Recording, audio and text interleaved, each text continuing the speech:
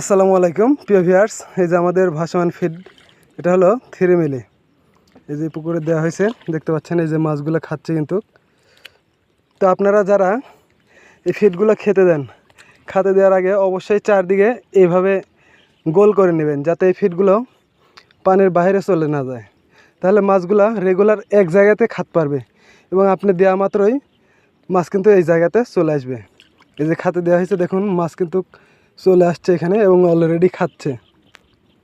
আসসালামু আলাইকুম প্রিয় ভিউয়ার্স, এই যে আমাদের ভাসমান ফিড, এটা হলো 3 মিলি। এই যে পুকুরে দেওয়া হয়েছে, দেখতে পাচ্ছেন এই যে মাছগুলো খাচ্ছে কিন্তু। তো আপনারা যারা এই ফিডগুলো খেতে দেন, খেতে দেওয়ার আগে অবশ্যই চারদিকে এইভাবে গোল করে নেবেন, যাতে এই ফিডগুলো পানির বাইরে চলে না যায়। তাহলে মাছগুলো রেগুলার এক জায়গাতে খাতে পারবে এবং আপনি দেওয়া মাত্রই মাছ কিন্তু এই জায়গাতে চলে আসবে। এই যে খাতে দেওয়া হয়েছে, দেখুন মাছ কিন্তু চলে আসছে এখানে এবং অলরেডি খাচ্ছে।